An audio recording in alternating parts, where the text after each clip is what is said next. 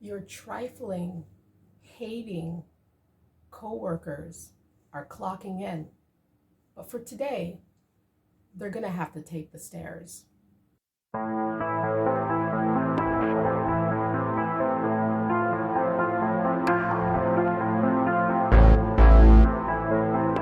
morning, guys. It's the Mindset Elevator.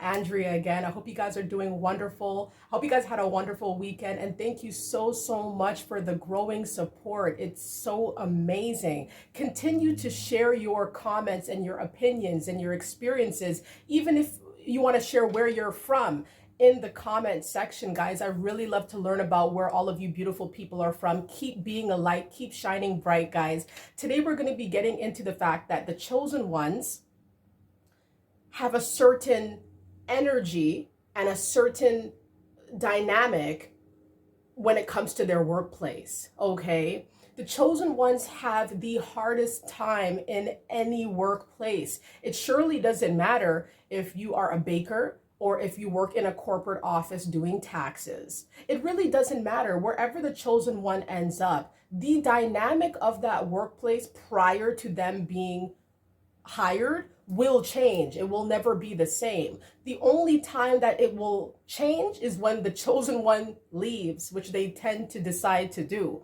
Okay, so we're going to get into it. Let me give you a little bit of my sort of like experiences with working retail, because a lot of my jobs have been retail in the past, working at big department stores that a lot of you probably do know about.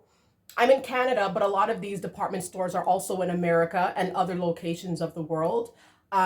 So my most recent employment, which was 2 years ago at a retail store of a big department store that I will not name, because my problem wasn't with the department store itself, so I don't want to bash them. It was just the dynamic of the workplace and certain people at the workplace that were irking me and making me feel real uncomfortable. So when I had been hired at this big name department store, it was great. I enjoyed it. I enjoyed the job. I enjoyed talking to people. A lot of people came to me and asked me questions, and I tried to help them in the best way that I could. I was the type of person that would walk the customer to where they needed to be, even though it was very far away from where I needed to stay. You understand? I was very nomadic on the floor, and I was able to help people in all different departments because I didn't want anyone to feel stranded or forgotten or not looked after. That was always a pet peeve of mine working in retail, because I know how it is where I can't find nobody to help me. Okay. And there came a time when I was doing a new sort of task in this big name department store that I was not familiar with because I was new, and I had to have a senior or a seasoned employee to help me. I'm going to call her Claire. Okay, I'm just going to call her Claire.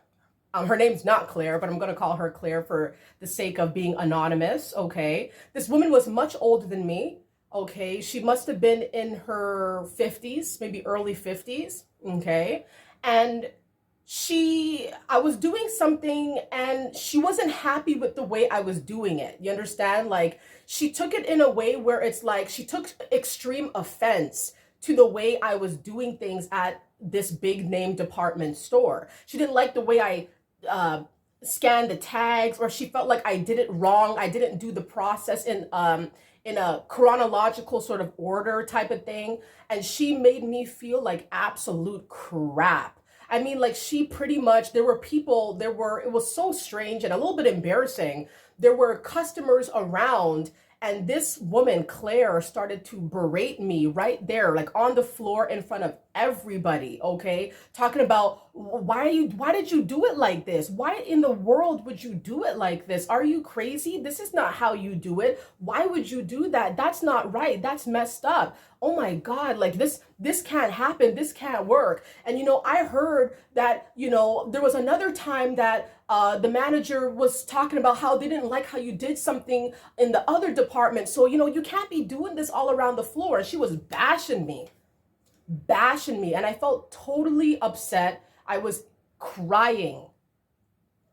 So upset, I was crying. And this woman, Claire, she went to the managers and started telling the managers how she was not happy with what I did. She thought that she made a report about me. She essentially made a report about how poor my work was, how bad my work was. And this was like a few months into where I wasn't really doing this job. It was something that, the manager was just like, okay, well, you got to do this now. Okay. And we're going to have Claire come and she's going to be there doing it in that direction with you in that section. So, you can work alongside her. And then when Claire saw how I was doing things, she just pretty much like, are you joking? This is what you do. This is what you've been doing. How come you're doing it wrong? And she was attacking me, full blown attack. She was attacking the crap out of me, and she went and told the managers about how bad she thought I was doing. And the other employees who witnessed this saw the look on my face, and they were like, Claire, like they're trying to look at Claire like, chill, calm down. But the damage was already done. I was put off by her aggression, okay? And the fact that she went and told the manager, it was messed up. And then what happened was these stupid coworker politics, you know what I mean? Like stupid high school child's play stuff. Everybody started to talk about how Claire and I got into it. And I was thinking to myself, it was Claire who was like, I'd come into work, I'd clock in, and everybody's like, oh, Andrea, I heard what happened. Oh my gosh, I heard what Claire and what happened. And I'm thinking to myself, so this is what people do here. This is what they do here. They just talk my business, and it's like all over the workplace about this altercation that happened where Claire was actually the aggressor. It was absolutely barbaric. Totally barbaric, okay? To the point where the managers actually came up to me and were like, we want to talk to you. We want to talk to you. And I was trying to tell them, like, listen, the way that Claire approached me was wrong, all right? Like, if you want to teach someone something new, you're not gonna go and attack them and think that, like, of course I was upset. And they were kind of like, well, do you want to maybe come and meet with Claire and, talk to her about things? And I said, no, I don't wish to talk to her about anything. Okay. I don't want to talk to this woman. I actively started to avoid her because I didn't like how she was moving with me. And then there were some times, depending on the shift, usually in the morning shifts, I don't know if you guys have ever worked in a department store, but in the mornings before the store opens, there would kind of be like a group huddle, and the managers would talk about numbers and what's going to be happening that week and stuff like that. And Claire, after this altercation, Claire was there, and because I was the new one, the managers would always address me. They would always address me like, oh, and Andrea here, she's here, and everyone, and the attention would always be put on me, like, oh, Andrea, this 2-3 months in, Andrea, this. And I'm like, why are they so focused on me? But it was what it was. And so after this altercation, Claire was standing there at this particular morning huddle, and she was looking at me, and I knew she saw me, okay? The manager spoke my name and everybody looked in my direction. So there's no way Claire couldn't have known that I was not there. But after this huddle had dissipated and everyone was going to their departments, like where they had to be, Claire came up to me. She's like, oh, I didn't even see you here. I didn't even know you were standing here. You were here? The whole time you were here? I didn't see you here. And I'm like, yeah. I've been here. And then that's when I knew that these people were playing games with me. And it wasn't long after until I left that job, because I'm not going to be played like a fool. Okay. I don't need that job. I don't need y'all. That's what I was really thinking. I don't need any of you guys. Okay. Most of my jobs that I've worked have been my retail positions. Okay. Because I liked being around customers. I felt like it was just kind of like my thing. But now I realize, like, nah, because there's always these weird workplace politics that happen. Like, your coworkers are sometimes very villainous. Okay. They will sit around and talk about you. You clock in trying to make some money, trying to elevate. And you hear your name being yapped by anybody and anybody, even people who have never met you.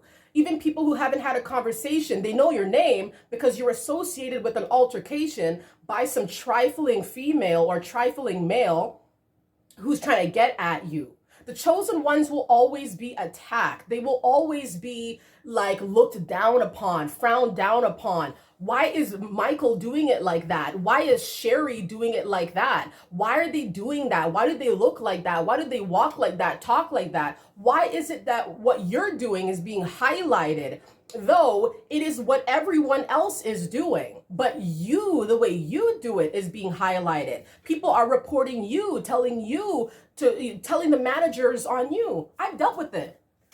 And I knew that I was doing my best. I always asked for clarification. If I didn't understand something, I would ask over and over and over again, okay, until I understood what I had to do. The way that Claire came at me that day, I said to myself, I am not doing retail ever again. It left a sour taste in my mouth. And then she would try to pretend not to see me. And then afterwards, she tried to be nice to me, but I already felt her vibe. And everybody knew what had happened. I didn't think that it was going to be something that the entire department store was going to highlight about me and talking about me. And I saw to myself, I said, this is not for me. This is not for me. And then I said to myself, I can be better. I can do better. I know who I am. I don't need these people. This woman. And then afterwards, employees would come up to me and say, oh yeah, Claire, she's a favorite. She's a favorite of the manager. She's a favorite. Yeah, that's why they're taken up on her side. She's a favorite. She's a seasoned worker. She's a favorite. They love her. And it's like, that's messed up. That's messed up that the managers would be on the side of an aggressor, someone who should not be working in this sort of field, in this industry of customer service, because she feels like she can berate people and then not get any repercussions because she's cool with the higher ups. That's that is messed up. So if you're going through problems being the chosen one and being in a workplace where your coworkers are ganging up on you, talking smack, reporting you, I guarantee you are the one that shines brightest in that workspace. I guarantee. Because these people have been doing the same job for decades, and they think because of this, they're better than you and better than any other new recruitment that comes on the team. And when they see that you are vibrant and they're soulless, when they see that you're outspoken and they're introverted, when they see that you shine bright and their lights are nowhere to be found, you will be a target in the workplace. You will be looked down upon. You will be frowned down upon. You will be reported on. People are not going to really be on your side, okay? Because majority rules. You understand? It's a sad game in the industry when you're trying to just make money, feed your family, pay your mortgage, pay your bills, your rent, put food in the fridge, keep the kids fed and clothed. And you have to put up with coworkers hating on you. You have to put up with coworkers. Like, I know some people who cry and they cry before they have to go to work because they know what they're going to be seeing and what they're going to be putting up with when they get there. But they feel like they have no other way, that they have to put up with this. The chosen ones don't. And that's the beauty of it. The chosen ones don't have to put up with this. The chosen ones are vibrant in the workplace. The chosen ones tend to be entrepreneurs because the chosen ones don't like to do what they're told, okay? And we're not rule breakers. We just like to do things our way to ensure we're happiest. We like to be happy. We don't want to feel dreary. That's why a lot of my retail positions didn't last long, because I always felt like, I was getting a lot of stank faces. I was getting a lot of rude behavior. There was another major department store that is also based in America. Like I said, I'm from Canada. And this was back in 2016. I was working for this big department store. I will not name the store because I actually like the store. I just didn't like the politics. You understand? And so there would be this one worker there who was like, I didn't even work with her. You know what I mean? Like, there was one time that I worked with her on the customer service desk, and she had this strange look, the weirdest look. Anytime she saw me, she would look at me like I was disgusting. She looked at me like she, you know what I mean? Someone give you that stank face and they don't like you. But I never interacted with this woman, like only one day, one shift I ever worked with her. But every other time I would see her, even outside of I would just by chance see her in the mall because this department store was in the mall, or I would see her outside. Like, I would just by chance see her. And she was so filled with hate. And I'm thinking to myself, why don't she like me? She don't know me. Why is she looking at me all funny? Why is she giving me those stares? Why is she looking at me like that? What did I do? But it's because they see the light in you. They see that you're happy. They're miserable. They see that you don't need this job. You don't need it. You're just doing it because you're just trying to show the world who you are, trying to level up. They're just trying to have some sort of like, you know, they want to exert some sort of dominance over you, and they see that you're not with that. They see that you're vibrant naturally, you're happy naturally. No one's coming up to them asking them for help. In fact, people are coming to me because they're saying that stank face person didn't help them, so they're coming to you for support. That's the role I played. Okay, I used to work in a big name footwear store that a lot of people know. I used to work in department stores, and it's like I mainly worked in retail, and so I know a lot about retail, and I know it's not for me. For some people, that's their thing. For me, it's not for me.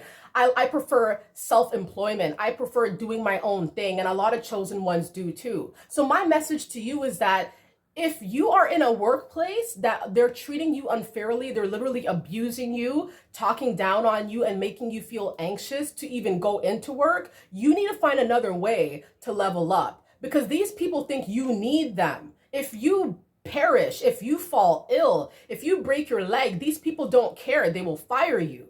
They will fire you, and you are easily replaceable. Okay, but the chosen ones are never easily replaced. And when I quit from my most recent retail job in 2020, when I quit, I heard multiple people quit after me.